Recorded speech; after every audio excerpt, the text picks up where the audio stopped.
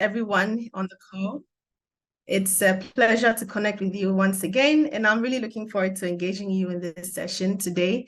So I'm just going to share my screen and going to start.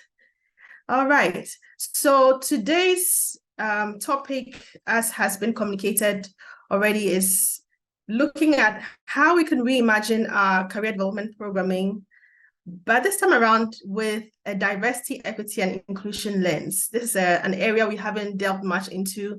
And it was really interesting to hear about this during the conference, like Grace shared. I was at the Eastern Association of Colleges and Employers conference in Baltimore over the summer break, and some of these topics came up in the conference, and I felt like we also needed to be able to look at what we are doing on our campuses when it comes to career services or career development with a diversity, equity, and inclusion lens. And so I'm going to share with you some of the learnings that I received during the conference and how we're going to look at how we can also implement strategies in our different institutions. So this is the agenda for today. We're going to look at DEI and how it's connecting to our work as career development professionals, and what are some practical ways we can start to think about our programming looking through the DEI lens.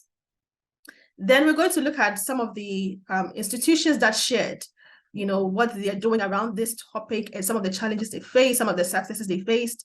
And then we're going to discuss how we can contextualize the information that we have received and seeing how we can implement some of these strategies in our own institutions. So what is DEI and how does it connect with career development, right? So we're going to look at the definition around diversity, equity, and inclusion, which really looks at fair treatment to all people so that all people can access whatever you're offering. So full participation of all people as a result of being able to treat everyone fairly, right? Regardless of gender, race, ethnicity, religion, age, disability, etc. And we on our campuses see these, we all work with a diverse student body in our institutions, right? And we have these different dynamics at play. Is how are we intentionally promoting fair treatment and therefore full participation of all of these different people in our campuses when it comes to the career development programming that we are rolling out to students. If we are able to do this very well, these are some of the positive outcomes that we're going to receive at the end, which is access to the same learning and resources. So students are able to, once again, remember we said accessibility is a huge part of this, equity, right? Everyone is able to access whatever you're offering, resources that you're offering. Diverse perspectives are also taken into account, because if you are intentionally including perspectives of different students in your programming, then it means that your programming is able to reach a large number of students and also be able to address systemic barriers to career development or career advancement, right? That may disproportionately affect certain groups of students. You may not be aware, may not be on your radar. Sometimes we sit in our offices and design our programming thinking, okay, this is what I think students need. But we may not be aware of how the programming we've designed has put somebody at a disadvantaged place because they are not able to assess, because it's not on our radar, right? But if they give us their perspective, or we intentionally included their perspectives in what we're doing, then we are able to catch some of these things that are not or would not normally be on our radar. If we are able to do this as well, very well, it means that students feel a sense of support, that the department goes out of its way to support even the students who are feeling marginalized, for example, and it helps develop a sense of trust. And that also leads into increased student engagement. As more students participate in your programming, once again, because you've designed it to make it to be accessible to all students. Remember the description, fair treatment and full participation of all people, which also is leading to increased career satisfaction and our employability results. Whatever our agenda is around employability, this really ties into that and feeds into higher employability results. So we're going to look at two ways that we can strategically envision DEI in our career development programming. The first one is strategic planning with a DEI mindset, right? We all, at some point in our work, would want to look at strategic planning for our departments. It could be that you are starting from scratch, starting a career center from scratch. It could be that you're already running and you may need to stop and pay attention to a few dynamics. It could be dynamics that you have identified in your student body, or it could be a new directive that is coming from management, or it could be something that is happening in the community or in your the country's political atmosphere, right? So it really would depend on what is going to require you to look at your strategic planning as a department, especially with a DEI mindset. So as you dream about what is possible for the future of your team or your department, these are some of the areas that you would normally look at when it comes to strategic planning. Where are we at? Where are we going? And how will we get there? Who are you taking on that journey? What are the priorities and boundaries you need to be paying attention to that would help you to achieve your goals? How can you gain support from key partners? We work in an institution, which means we cannot do the work alone. We have to see how we can connect with partners internally and externally. And how are we going to measure success? How will we learn and grow from the lessons that come with each planning cycle? As you measure, you see the gaps and you improve and refine the process. So this is what usually you would find in your strategic planning process. Now, what we are saying is, how can we infuse DEI into all of this, making sure that no one is left behind as we are going through all these different steps in our strategic planning? How can we infuse it into each part of the processes that I have just talked about? If you're looking at where are we going to, who are we taking on that journey? How are you infusing DEI intentionally into that process? Even into the wording of your strategic planning itself. Are you putting something into that is speaking about diversity, equity, and inclusion? And also infusion of DEI to make the greatest impact and increase access for your many stakeholders. And we know that as career services professionals or in our departments, we have stakeholders internally and externally that we connect with. Is how are we infusing DEI even into assess our work so that it's accessible to them as well. So I'll give you a case of Ashesi University, right? What has required us very recently to look at our strategic plan and focus on DEI intentionally, right? So if you look at the screen in front of you, this is one of our the slides in our next decade planning, right? And the two areas I've highlighted is we're looking at strengthening our core, and that's around 4% of our community will be living of people, 4% of our community will be people living with disability. So that's an intentional strategic plan for the institution.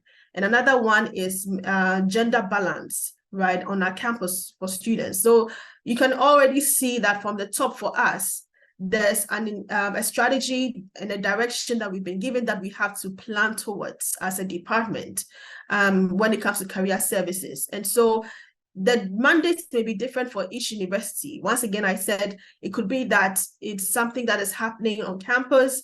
It could be something that's happening in the country. It could be something that you just a different direction as a department that you want to take. Or maybe you just as an institution or as a department wants to be more intentional because you realize that you have a diverse student body, but your programming does not really focus on how to make sure that there's access across. It doesn't really matter your gender, your race, etc. So intentionality in your career programming. Remember the advantages that we talked about if you're able to do this very well. So some of the points to look at, right? So where you want to go. I've showed you our Ashesi's plan and strategy, right?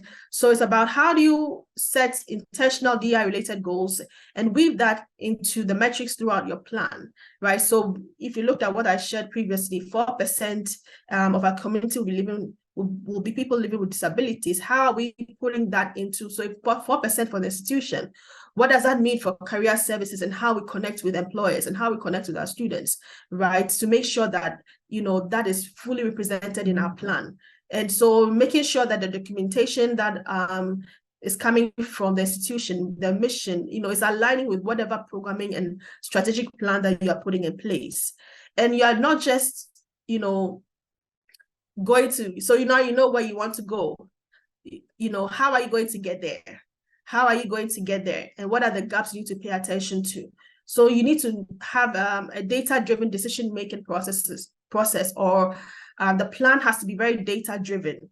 So how are you utilizing data and assessment to determine gaps? So this is where the institution says they want to go, right? This is the program that you're thinking about. But in terms of, what are the gaps you need to consider? What are the areas you're not paying attention to that you need to pay attention to, right? You need to be able to have a baseline data that is looking at the critical areas per the plan or the strategy that you have, and see how you can then begin to create programming that can fill in those gaps, right? The second point here that says require pre-work is just saying that look at quantitative data and qualitative, have conversations, maybe listening sessions, so that you can hear from people who also want to express their opinion beyond just a survey. You may get some additional insights from there and opportunities for more voices to be heard and for your baseline data. And consider all levels of oppression and change, right? So these are some examples of ways you can include the different stakeholders in as you dream about the strategic direction of your department, right? So a group of internal and external stakeholders, right, to gather their feedback. So it could be campus partners, that's internal partners, or an employer, students even. They mentioned a student advisory group. I know a few of us have career peer advisors, right, who really are supporting the work of the department, right? But the fact that you can have an advisory group, a student advisory group, that gives you, they're kind of like your feet in, on the ground, to help you to kind of feel the temperature in the student body, what is going on, what are areas you need to be paying attention to, right? And you could have representation, and I'll share a bit about that also, a representation across the different groups of students to help you to give a more informed idea of how to move forward in terms of your strategy, right? So one of the institutions that shared, after they did their survey, their baseline data, the information that it gave them, this is the plan. They had 3 strategies, and under each strategy they had different activities that they were going to back on to make sure that they met those deliverables, right? I'm not going to read everything, but just highlighting a few. So for example, strategy 1 that looks at really the evaluation process, their feedback and evaluation process. They wanted to refine that to make sure that they were amplifying student participation and being including specific questions, that would look at the support for undeserved student populations, right? So I highlighted the third point under that they were going to review their current learning outcomes, right, through an equity lens. So if the outcomes you have put together for your programming in your department, okay, this is the activities you're going to run. This is how we're going to run them. These are the outcomes we are envisioning for the activities, right? Look at the outcomes again. Are they actually targeting, are they intentionally involving, right, or looking at impacting students regardless of the different affinity groups that there are? How is that doing that intentionally?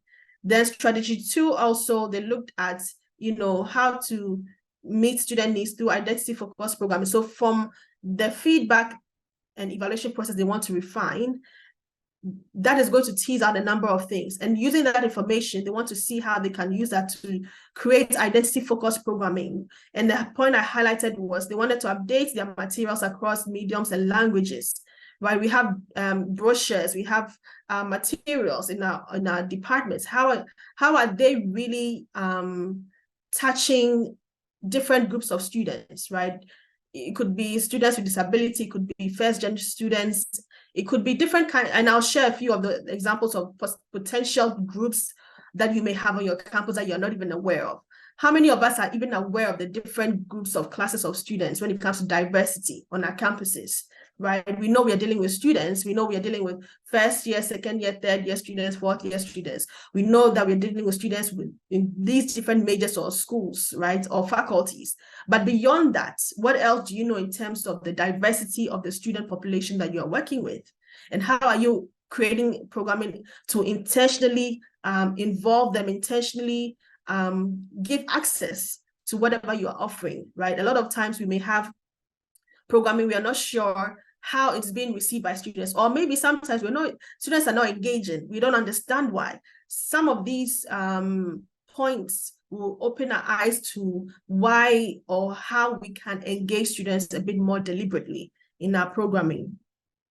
And the third point was utilize marketing and communications to effectively reach and connect to students. Those of us who have marketing campaigns, communication channels, some of us have social media channels, etc. Is how is this intentionally looking at diversity, equity, and inclusion as well, right? The point I highlighted here was their website and external communications, right? To more comprehensively display commitment to and thought leadership on identity and career intersections, right? So that's what they wanted to do. Is this just an example I'm sharing with you? The idea is, let us take the learning and see how we can contextualize to our different institutions and departments per the needs that we think that maybe we have not paid too much attention to till date. So that's the strategic planning piece, right? So I mentioned I'm sharing two strategies, right? We've talked about strategic planning for your department. The second one is DEI career ambassadors, right? I mentioned that and a few of us have maybe career peer advisors or students who support the work of your department. Some of you may not, but this is an opportunity to even think about it differently, right?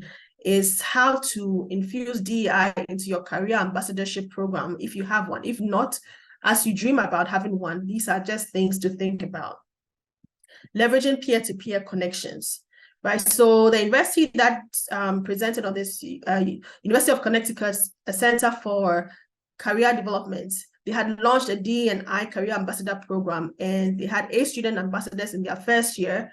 And the program, they said, had allowed them to focus on resources for marginalized students more specifically than ever before. So marginalized essentially just refers to people that are treated maybe as insignificant or isolated, etc. Right? So, but in their context, they had what was driving them towards that initiative, and I'll share on that. So for them, I know, once again, we live in a global village, so we hear what happens around the world. If you remember, in June 2020, there was the whole Black Lives Matter movement conversation, George Floyd, and how he'd been treated by the police, etc. Right?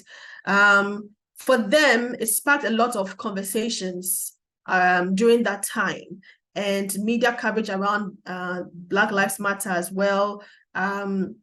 Students, staff knew that students were struggling, but weren't sure how to help them. Staff themselves were also engaged in some activism outside of work, but weren't sure how to bring that to work. So it was a very interesting period they were going through. And so that led them to think a bit more intentionally about diversity, equity, and inclusion, and more focused on Black students and just that conversation, Black Lives Matter, right? So that was their context. Once again, we each have different contexts. Think of your context, what is prevalent, what are things you need to be paying attention to. I've shared with you, for example, Ashesi and some of the things we are thinking about as an institution. What are some of the things that you also need to be thinking about more intentionally for your career development programming because your institution is going in a particular direction, or because there's a, you just want to pay attention a bit more to your student body, your diverse student body, like than you have in the past. I've talked about this already. So this is some of the context that we are dealing with here at Ashesi. So for the UConn, they had a 40-question survey they sent, and they got 1,500 responses. Once again, you want to have a very informed approach to whatever you are doing. And some of the results they received, out of the 10 communities analyzed, Black students were among the 2 lowest to agree that the career center had a strong commitment to diversity, equity, and inclusion, right? So it's how are you reaching out to the students to understand whether your program is even reaching out to them, is even is accessible to them, right? And also among the 3 lowest Black students were among the 3 lowest to agree that they were comfortable seeking guidance or support for their career concerns from the career center.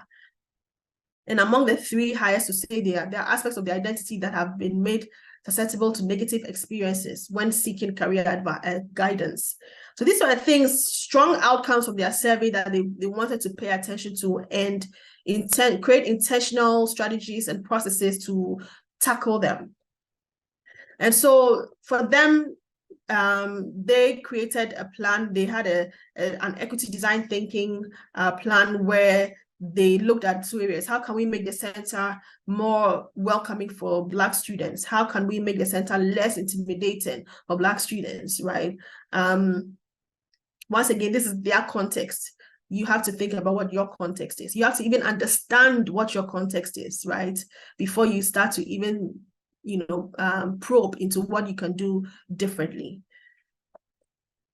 So some of the results that they got from that is, to think strongly about peer-to-peer mentorship, right? They already had a strong peer counseling program, like some of us have, like I mentioned. They resume and critique resumes, they critique resumes, help students with practice interviews, etc.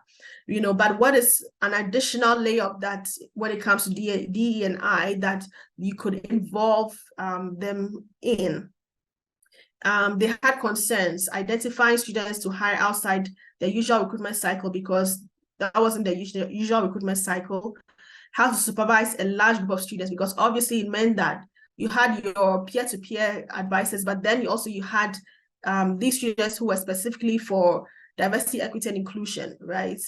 Also budget. Obviously, when you're engaging more students, budget around it. We all know, a lot of what we do, or some of what we do, requires funding and budgets, right? So that was also a few concerns that they also had. So they put together a job description, once again, based on the information they received through the survey, in terms of what they had to do differently. And this is a job description they shared in their presentation. Connecting with the community to provide students opportunities to share experiences and concerns related to the career development process, serve as a guest blogger, market special events, contribute to the center's affinity committee web pages, right? Help to develop and organize career presentation and workshops, etc., right? So they created their job description out of it. So they had a recruitment, they posted the opportunity for 2 weeks, they interviewed, and I just wanted to highlight a few things that they were looking to identify students who were passionate about the affinity committee they were applying for. And I'll show you some examples of the affinity communities that they had, right? Students who were passionate about them, and not necessarily students who had leadership experiences, right? Because they felt like they needed people who could connect with students within those circles and also be knowledgeable in the needs of the affinity committee they were applying into. Then they had training and supervision, right? Where before the start of classes, 2 weeks before the start of classes, they had training, and they incorporated this into the existing training of other student interns or ambassadors in their office. And obviously throughout the year, they had ongoing training and support as well. And supervision and oversight, obviously, right? You're giving them projects to work on, deadlines, how are they working on it? How are they collaborating, and resource allocation? How are you providing mentorship and guidance? right? So these are all areas in the program that you need to pay attention to. It's not just about establishing a peer-to-peer program to run on its own. You have to create oversight and mentorship and guidance so that they can deliver as you would want them to, in line with the goal that you've started embarked on. So these are the affinity groups that they had. I'm not sure why they're all ladies, but that's what it was. So they had first a lady who was in charge of the first gen students. A first gen is essentially students whose parents did not complete university. So they are the first in their families to go to university. And across these different affinity groups, there are different challenges, there are different experiences, different, so it helps when there's a targeted approach to support them, and so this for them, the peer-to-peer approach really helped them. So international students, the AAPI students were the Asian American and Pacific Islander students, college students. They had their own set of challenges, for example, maybe racism, different pressures, home experiences, etc., right? The undocumented students were students who were not US citizens or students who did not have permanent residence in the United States. They also had their own set of challenges, etc., right? Students with disabilities, there are different forms of disabilities, Latino students, women, Black students, etc., right? So this is from once again, it started from an informed place. They did a survey, they did an outreach to understand the population they were dealing with. So the first point is, first of all, understanding the students we are dealing with, understanding the different groups represented within it, then to see how to create programming that will support a bit more intentionally, right? For a lot of us, we look at, okay, we are providing career services support to all our students, right? Like I said, the most we'll think about diversity is the different majors, the different year groups, but beyond that, who are the students we are dealing with and how can we be a bit more intentional in supporting them when it comes to career development? These are some of the ways we can be thinking about it. So they had they gave an example of how they tracked the students' work when they were given projects, for example, right? There's just an Excel project tracker, and how to have oversight of what they were working on. So these are some examples of how some of the students worked on the projects they had. And it wasn't projects necessarily that the center gave to them. They were allowed to dream about ways they can engage a particular affinity group a bit more intentionally, right? So these are some of the outcomes. So for Alexis, she developed a presentation on LinkedIn for first-gen students. She was the one in charge of the first-gen students. And there was a first-gen society that she connected with and advocated for a position to be a liaison for the first-gen society and the career center. And she delivered the LinkedIn presentation that she created in collaboration with the first-gen society. She delivered it to them at one of their club meetings, right? So for example, in such a meeting, you could do like a LinkedIn session for all students. May not certain dynamics or questions or challenges may not come through, and they may come through in a session like this, right? Because it's specific to a particular group of students. Camille was the one in charge of the undocumented students, and she researched extensively into the work authorization. Remember, these were students who they were in the US, but they didn't have the permanent residency, or they were not US citizens. So they also had their fair share of challenges, right? In terms of, school and the right to do a few things, right? And so she researched extensively into the work authorization considerations for undocumented students, wrote a blog for the website. There could even be connections between that situation and how they get involved in career, or what kind of careers they could look at or could not go into, etc. Right? So there was a bit more intentionality around support for them. She developed and she wrote a blog for their website on this topic. She developed and recorded an on-demand webinar on this topic as well. So Emily was this one in charge of students with disabilities. She wrote blog posts for the website throughout the year, including a series about careers that can support people with disabilities outside of human services, right? I know, for example, Ashesi's mandate on the number of students with disabilities we're going to have on our campuses. We have employers who are also beginning to have that mandate on their own side of things and wanting or looking specifically for students with disabilities, right? Is how do you connect all of these, right? How do you have students who will help you to get in touch with students in that affinity group so that you can do your work and your programming a bit more effectively, right? She suggested new resources to add to the Students with Disabilities Affinity Community webpage. Maybe these are resources that will not be on your normal career services radar, but if you had somebody who was specifically looking into that, they would give you a few ideas and recommendations that would help you to assess or to make your programming a bit more accessible to that affinity group. She developed posts for social media featuring her blog posts and new resources. So these are some of the examples. Once again, this is their context. Let's see what we can pick from it and contextualize and use on our campuses, in our department, and in our programming. So some of the challenges and drawbacks they had, they were not able to hire an ambassador for all the affinity communities they identified. 8 students were a lot to supervise. So, one of the challenges they had, the affinity committee leads had widely varying goals and expectations. It's just how to consolidate all of that under one umbrella of the career center, right? They didn't know exactly what to train students on at the beginning of the year, and also low or inconsistent buy-in from campus partners, right? Campus partners as internally in the institution. Maybe it was a new concept for many people. We know how, especially for educational institutions, higher ed, change is always difficult, right? When people are used to doing things a certain way. So some of the challenges that they had.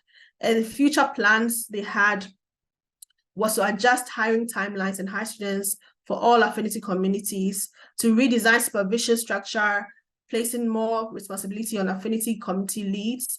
Once again, these are after they did the first cycle of the program, learnings they received and how it informed how they should do things differently.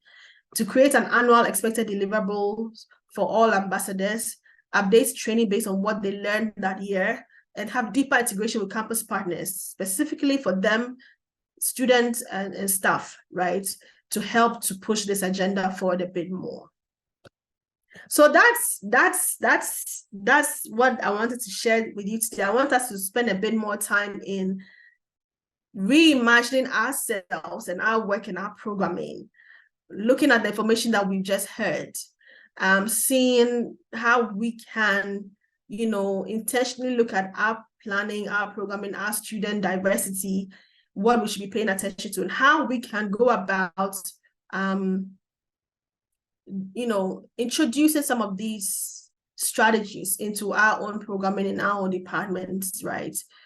So I think I'm going to open up to questions right now, but we have an activity. We'll go into little groups, breakout rooms shortly. You don't want to just come to this conversation and hear this and then go back and it's business as usual. You want to go back with something to work on, something to have that could help, push you into some planning of a sort, right? It's not everything you heard today that you would want to implement or be able to implement. There could be 1 or 2 areas. I want us to think a bit more intentionally about how we can do that and learn from each other as we discuss and see what other people are also thinking. Somebody may share an idea that you may go like, about it this way. Maybe we could also consider A, B, C, D, E. So that's why we are hoping to have this conversation. So we're going to have a small group share opportunity where, based on what you've heard today, what are 2 items that resonated with you that you could see bringing back to your department to discuss and potentially implement? What is one obstacle you anticipate, and how could you proactively address the issue? So what are 2 things that resonated with you that you could bring back, and how are you bringing it back to your department or institution? How are you contextualizing it? I think that's also critical. And then what is one obstacle you anticipate that you would face, and then how do you think you can resolve it? right? So we'll have a breakout room for about 15 minutes, and we'll come back and then we share a few highlights across the different groups. Once again, in the light of, or in the hope of learning from one another and moving into, our work with something concrete that we can begin to kind of deliberate on with our teams and start to work on a bit more intentionally. So yes, that's what I have for you today. I see, let me stop sharing so I see some questions or comments in the chat.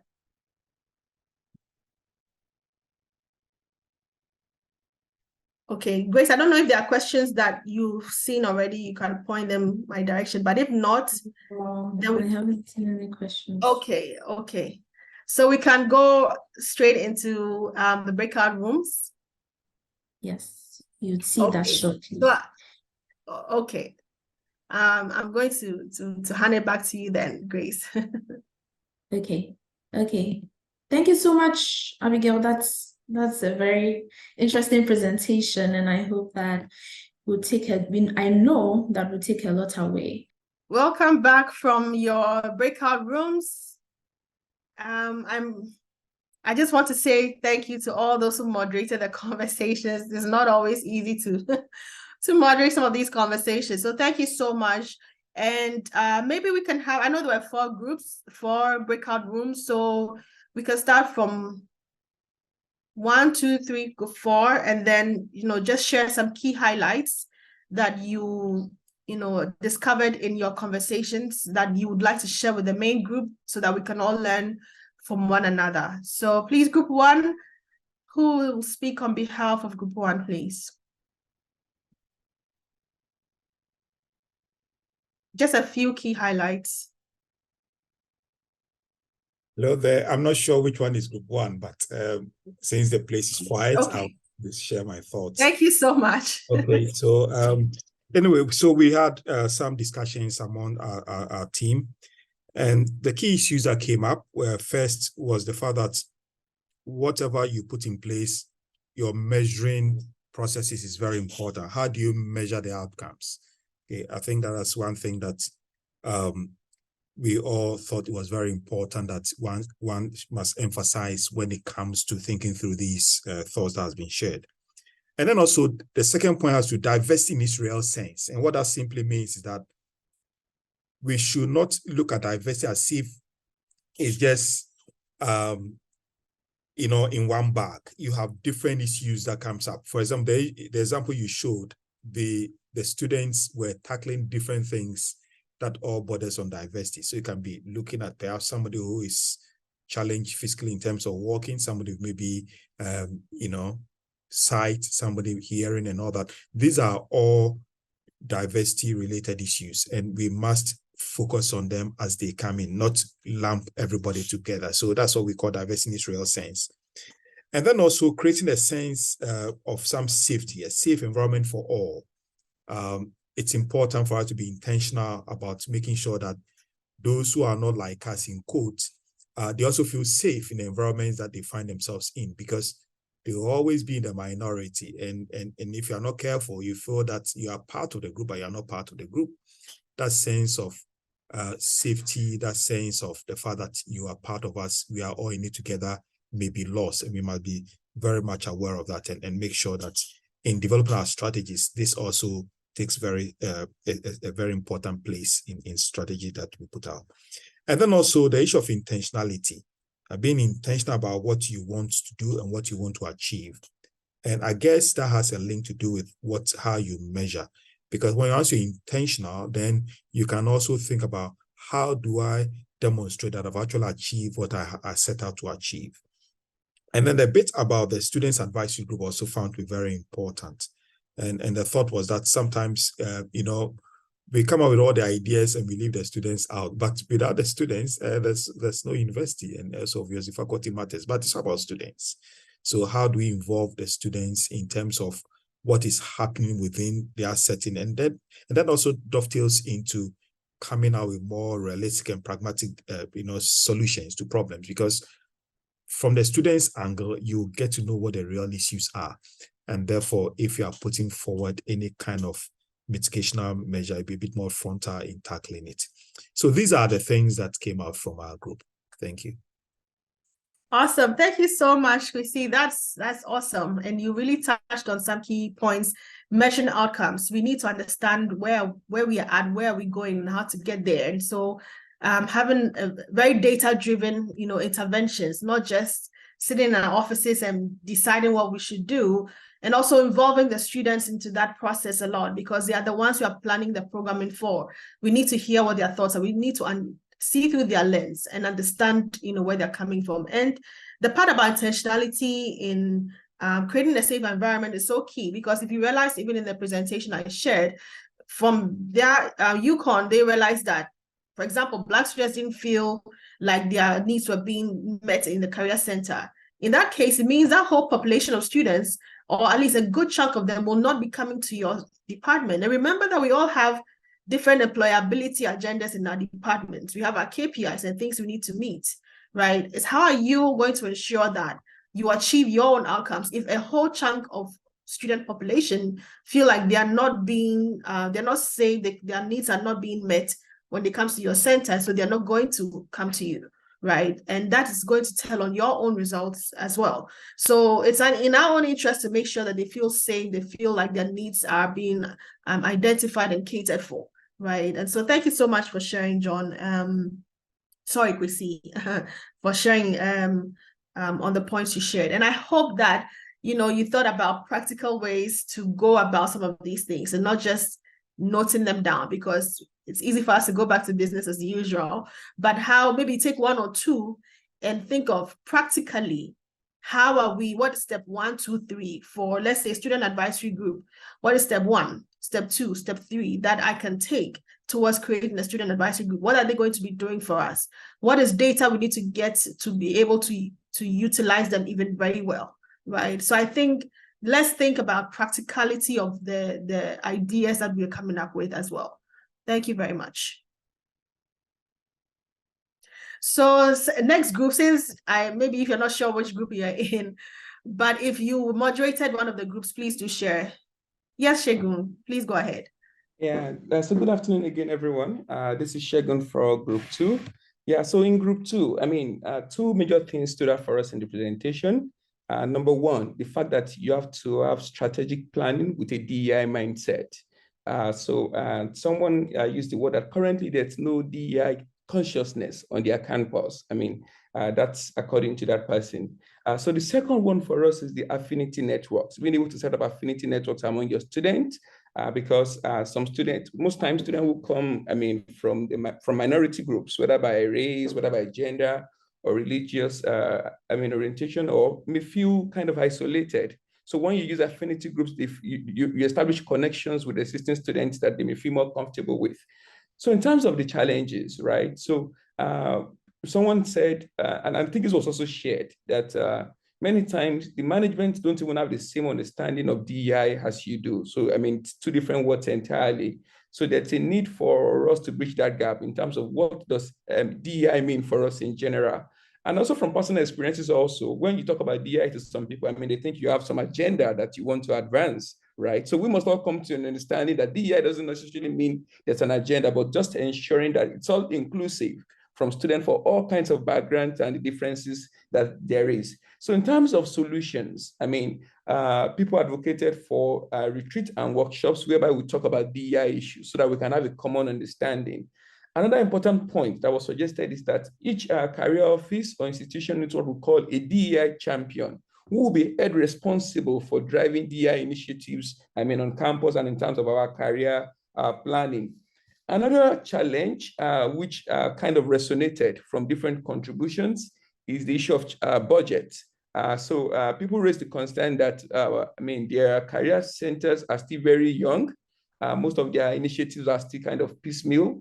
And even sometimes when you talk about diversity and catering for these needs, you may need some learning aids that, cut across, people, especially when you talk about people with disabilities. So budget is still quite a challenge. But there was also a counterpoint from one of our contributors in the group to say that not all these things are budget issues. there are some initiatives that you can drive, I mean, within, for example, matching students together, building those associations to make sure that students from different backgrounds feel comfortable. So that's it for us, I mean, at Group 2. The two key things were strategic planning with a DEI mindset and setting up affinity networks. Thank you. Thank you so much, Segun. Thank you so much, Group 2. Definitely strategic planning, and you mentioned management and the connection between management, understanding DI, and even buying into DI so that they can even allocate funding and budget because they understand they're in the conversation. So I like that you talked about retreats and workshops, making sure that management is present in those retreats and workshops so that you can deliberate together. You can understand the need together. You can look at the data together, and they can also tell you that, okay, we realize the need and we're going to support it with funding, right? It's important to keep them in the conversation. I love the idea of DEI champions. That sounds amazing. And also definitely budget. Like I mentioned, once management is in the conversation, it gets easier, right? Because they see what you see, right? But like you rightly said, it's not everything that will require funding. For example, if you're using peer-to-peer mentorship, the students are supporting the department in terms of their affinity groups, you can have like a certificate of participation. You know, students can put on their LinkedIn, they can, you know, to show that they have actually participated. You don't have to necessarily pay them, for example. So in as much as we are trying to, a two-pronged approach, have management in the conversation so that the budgeting doesn't become a huge hurdle. And secondly, identify the things you can do, even if budget is not there, that can still support the work of DEI in your programming. So thank you so much, Segun. I think that's incredible. Thank you very much. Group 3. Yes, Lerata, please go ahead. Yes, I'd be happy to go, although I don't remember what group number we're in either. But I'd like to touch on, I think the challenge that one of our group mates mentioned was, you know, when you're looking at, you know, engaging employers to open up career opportunities for our young people. There has been an increase in a lot of organizations only focusing on, you know, recruiting young female engineers in this example that our group member mentioned. And so what is the challenge? I mean, the challenge then is, you know, she's got a much higher number of male engineering students or graduates that she'd like to secure career opportunities for. So in that discussion, I basically shared some of the strategies that we use at ACN is to firstly, always make sure that you understand fully the demographic of the students that you're serving. And secondly, make sure that when you are approaching employer partners, you first reach out to employer partners that are closely aligned with what you're trying to achieve. So the reality is there's always going to be, and I think in fact it's growing even more by the day, that there are organizations or companies that are focusing on, you know, encouraging female students into the engineering field, and they will always get top pick. But also, you know, if you understand and you're creating a much bigger environment where you are engaging with several employer partners, you know, so that you increase the chances of getting your other students or your male engineering students into these career opportunities, that will help in the long term. So that was one of the things we touched on. But I also thought I should maybe also touch on something that Segun mentioned. I liked a lot of the points that he and their group discussed.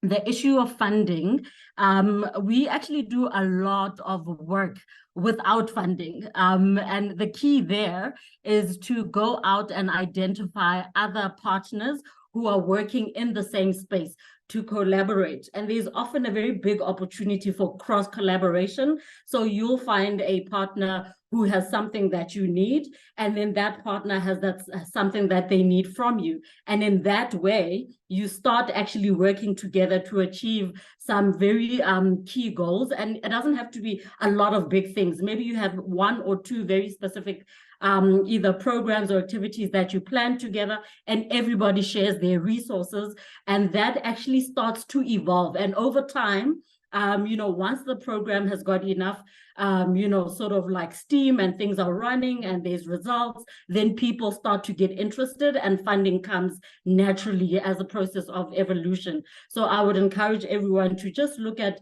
starting with what you have and then making sure that you're partnering with institutions or organizations where there can be some sort of cross-pollination of efforts and you can share resources in that way. Lerato, thank you so much. These are amazing points you just shared. And I love what you said. Understand the demographic of the students you are dealing with or you're working with or the students you're serving. If you feel like the male students, male engineering students are not getting opportunities, make your employers aware of the fact that there's the need, right? So you have to understand the gaps and then you have to be able to approach and resolve, right? So for example, our international student community has grown. We also, because of our mandate to have persons with disability, we have a lot more in our community or are going to have a lot more in our community. It's making employers aware of that so that they can make opportunities available to them as well, right? So you have to be intentional, first of all, in understanding what you're working with and how you can pull in all your stakeholders to help support that agenda as well, right? And then also, I love the cross-collaboration piece you talked about, Lerato. You are so right. And I just want to use that point to remind all of us that the education collaborative has funding to support cross-cultural learning and programming, right? And I know Grace is going to touch on that in a few minutes. And there's funding to support that, right? So how can you assess that funding? For example, even a conference I went to, it was funded by Education Collaborative. There's funding. If you identify an area that you and another university could work on, there's funding that can support that as well. If you want to see, how can universities have like an M&E tool that helps them to understand the demographic of the students they're dealing with, right? For example, or maybe you implemented something, it worked in terms of DEI in your university and you want to share with others, right? So there's so many opportunities to learn from one another. And thank you so much, Lerato, for bringing that up. Thank you. I think we're left with our last group. Yes, we are. And okay. I'll sum it up very quickly. Yes, thank you, yes, so for our group, I think some of the points have been raised already, but I want to touch on a few. The first being intentional with the needs of the students and the community, so that would be really prioritized in any career services programming. And talking about collaboration, we talked about involving the staff and the students in the programming as well. And then there was a point around for institutions like mine that are already intentional about DEI, utilizing our marketing and communication tool, so that there's more awareness, not just for our institution, but for other institutions as well, in how they work with people when it comes to DEI. And then in terms of obstacle, we talked about cultural and religious beliefs being a resistance when people have to do some programming around career services related to DEI.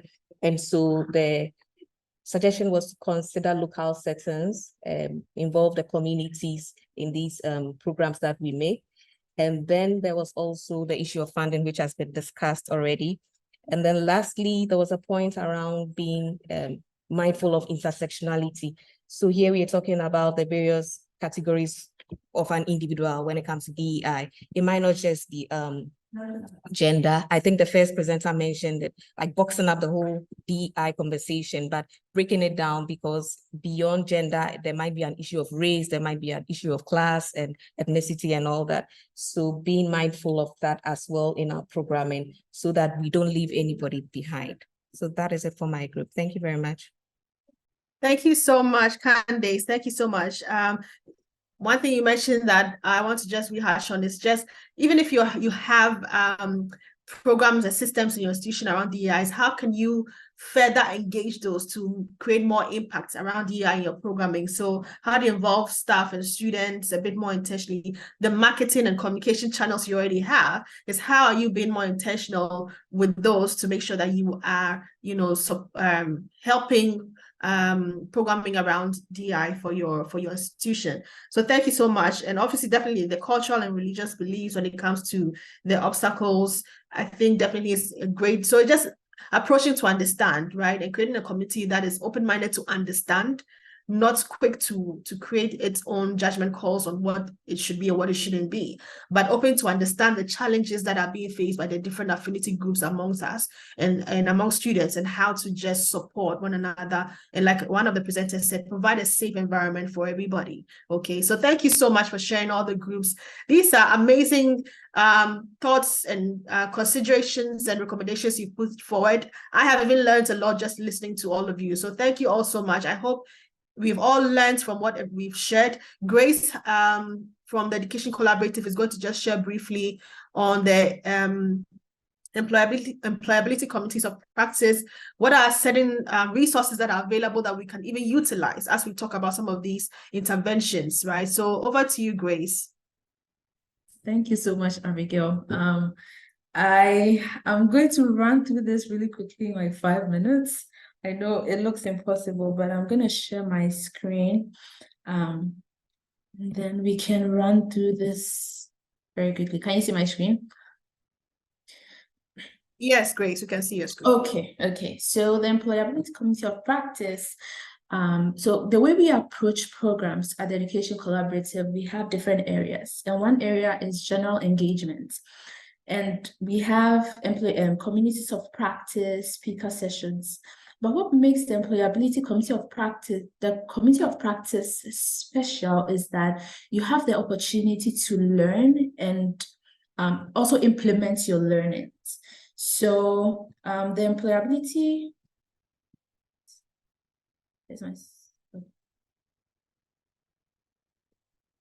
a minute, please. Okay. I realize my slides are not moving. Okay, now it's moving. Okay, so it's a working group of stakeholders in higher education passionate about enhancing employability outcomes. Just like you are here,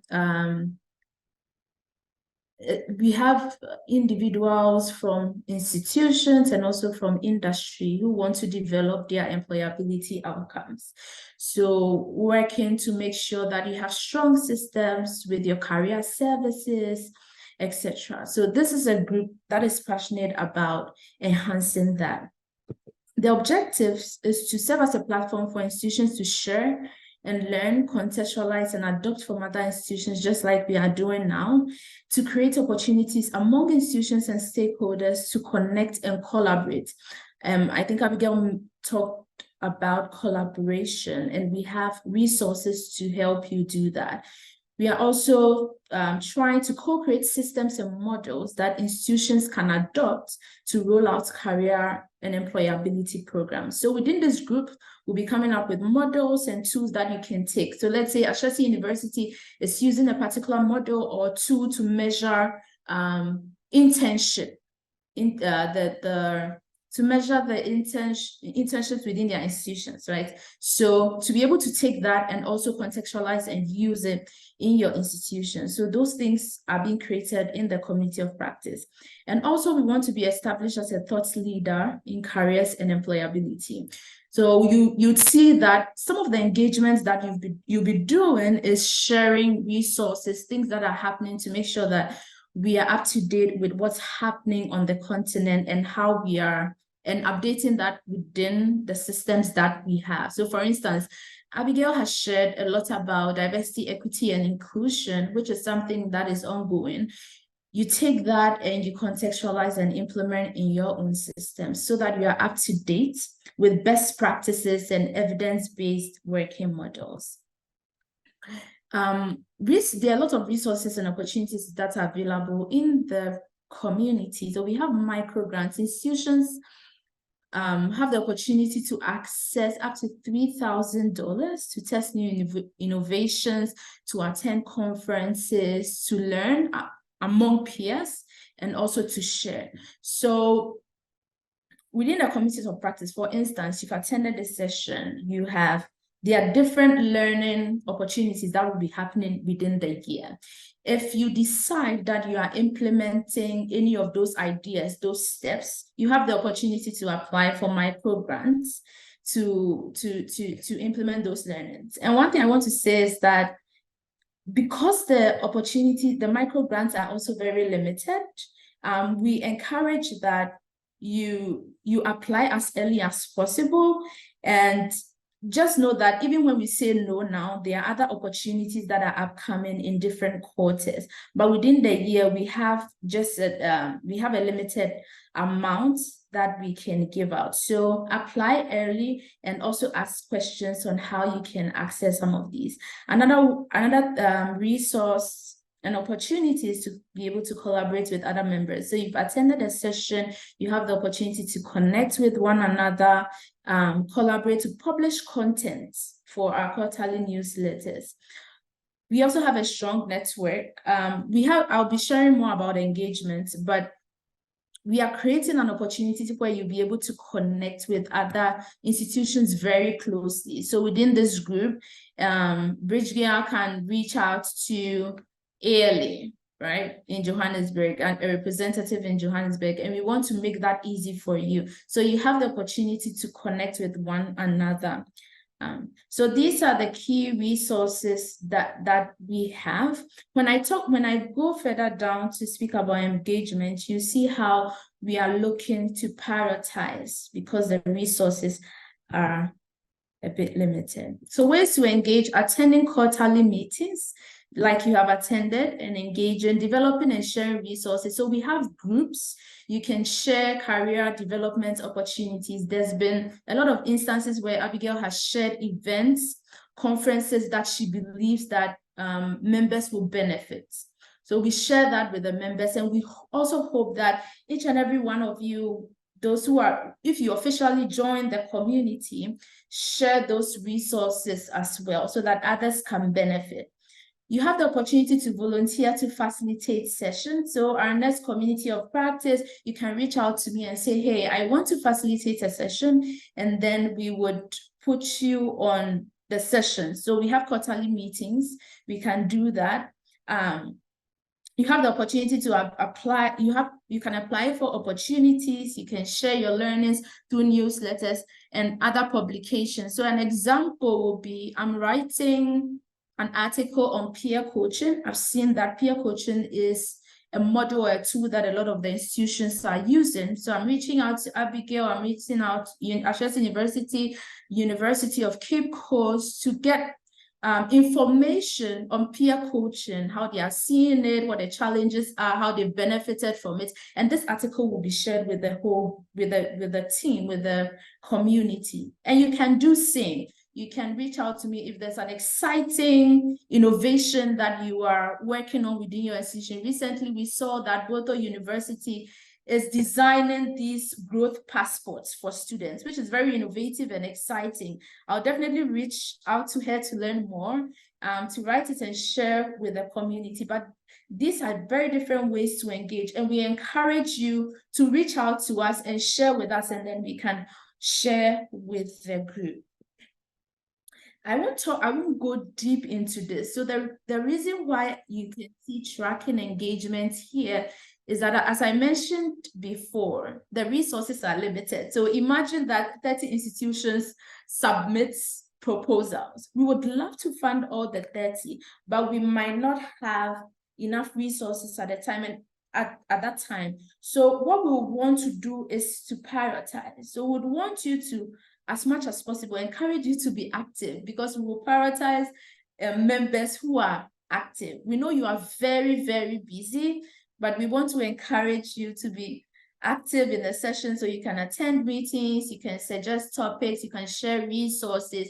And if it comes that we need to prioritize institutions over others or members over others, you might have to share how you have been engaged, because we want to encourage members to be active and the group to be vibrant and to keep going. So this is not to track you. We are not tracking and marking attendance, no, but it's to help us prioritize when the need arises. So you'll find this in your welcome pack for those who are officially members.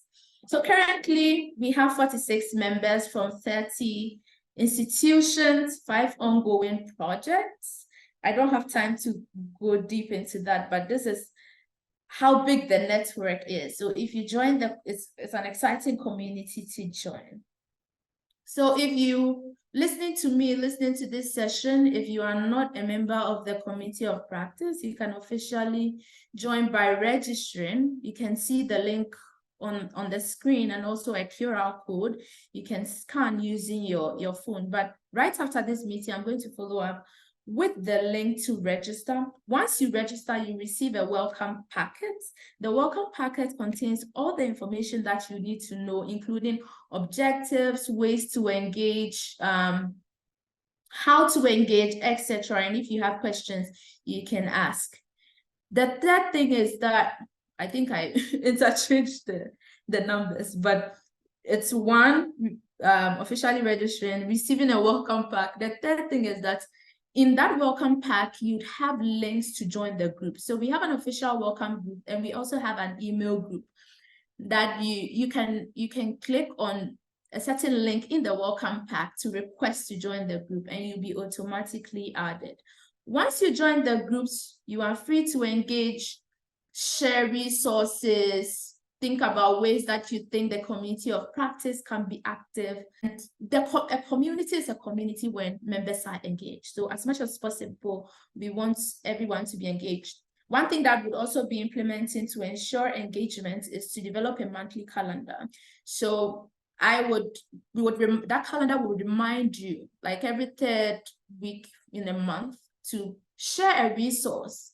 If maybe you have a resource sitting, just that you are just too busy to, you just didn't think about it, right? So that calendar reminders will remind you to share resources so that the community would keep going and it would be vibrant like we want it. So that's it. I hope that was clear. I would follow up with an email with a link to join if you are not officially a member. If you're already a member, you don't need to join again. I've seen institutions join twice. If you don't remember, just let me know and then I'll check. But it's a very simple form and it shouldn't take more than 2 minutes of your time. Are there any questions after this? If not, I would, okay, already 7 minutes past time. Any questions? Okay, can I have a thumbs up at least, or maybe a comment in the chat that it was clear? Okay.